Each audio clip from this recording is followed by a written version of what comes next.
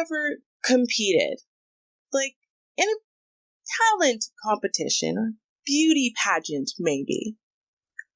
Well, if you have, or I guess if you've ever watched a TV show, like, say, Toddlers and Tiaras, you know that things can get a little passionate, little emotional. I mean, people are very, very deeply invested in the outcome of these pageants.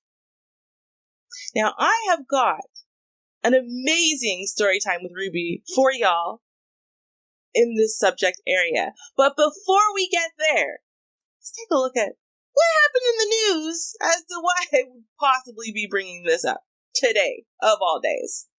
We are about to watch that footage, okay? Y'all, we have the video in full, but it's not in English. So, I think y'all need some explanation, because if you've seen the video, you might have seen it before, but you got zero context at all. You need some context. I'm going to give y'all some context. Okay.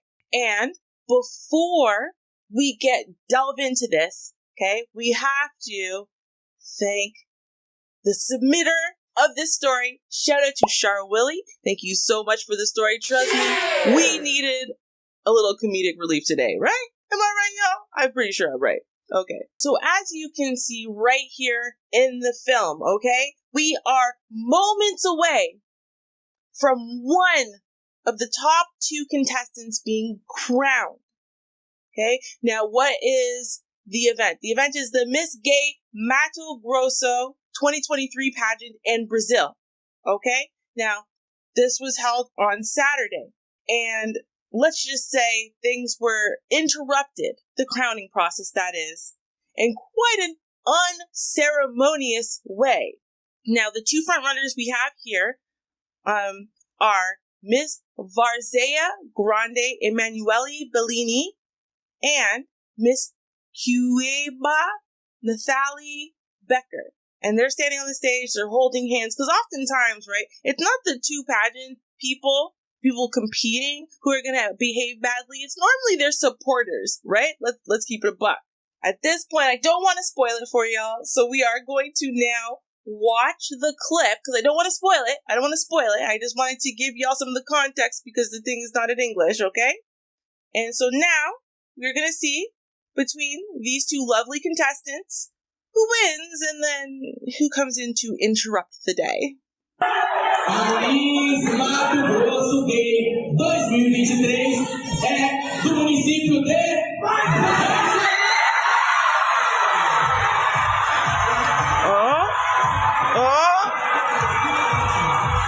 There you go. That's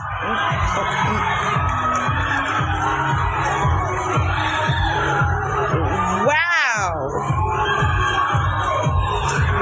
Red drag.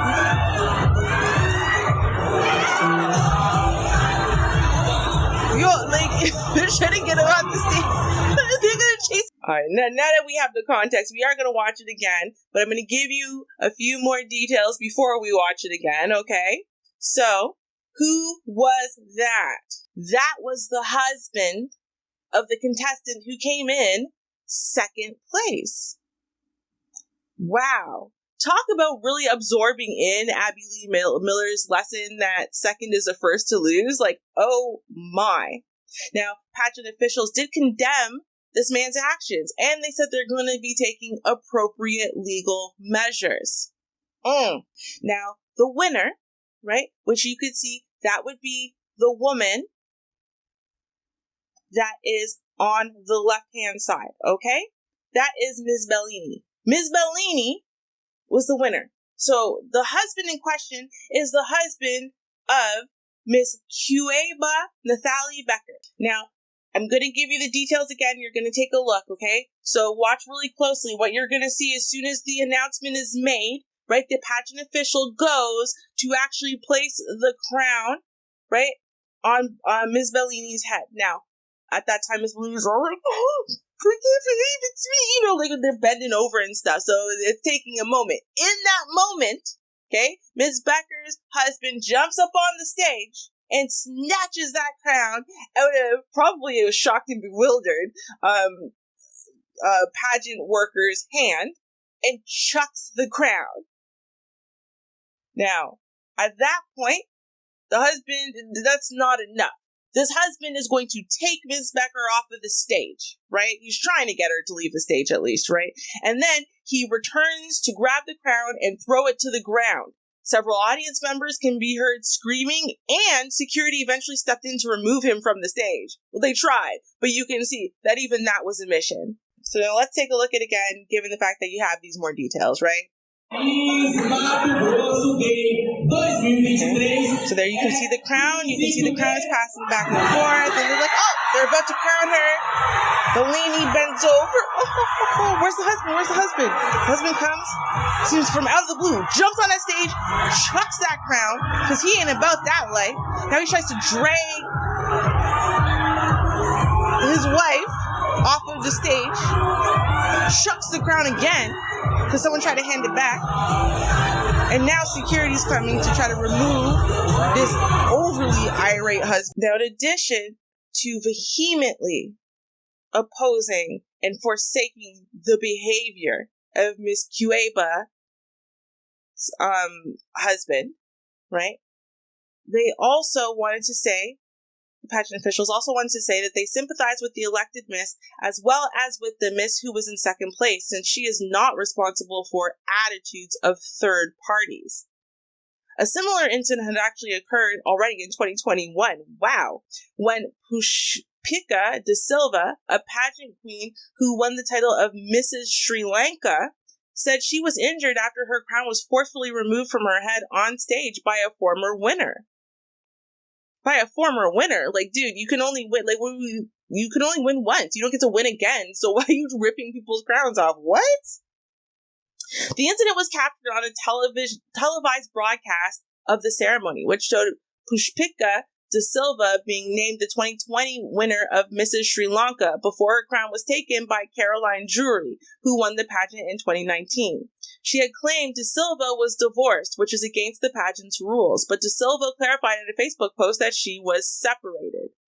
Jury was arrested and released on bail in relation to the incident. Okay, so it seems like they actually are serious about this type of behavior, which definitely should be penalized and definitely should not be in any way, shape, or form encouraged or, let's turn a blind eye. Because this is like poor sportsmanship, like on steroids. It's crazy. Like, I understand we're in this, like, everybody gets a trophy, everyone gets a crown type of participation society, but this is ridiculous. Right? This is exactly why the participation trophies are not a good look. Because you know what? When you've got kids acting a damn fool because they couldn't win, and parents acting a damn fool because their kids didn't win and they feel so bad for their kid for losing and da-da-da-da-da, that's embarrassing enough. But you know what? Everyone's learning valuable lessons when these are very young kids, when the stakes aren't that great. Right? But the fact is, if the first time you actually get a chance to really compete and therefore really lose is when you are already grown people, you don't handle it well. Okay, so while we're watching this old footage, right, this is the 2020 crown snatching scenario, right? Let's talk a little bit about Ruby's story time. Now, Ruby's story time is not about a beauty pageant. It's actually about a talent show. And the person who was acting a fool was not Ruby. It wasn't one of the contestants. It was actually not even Ruby's, like, spouse, significant other, boyfriend, friend, even. It was not. It was a fan, y'all. Okay? I had a fan for, it wasn't even a talent show. It was karaoke. I had a fan for karaoke. Okay? And this was like it lasted over several weeks that, we kept coming back and, performing. And he was there for every single participation. I think his name was Stacy. And what in the what? Hold up.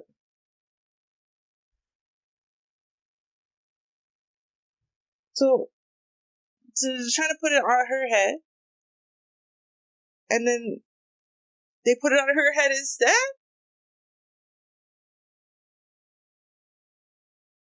Bro, no one was injured by this foolishness. Like, let's be real, right?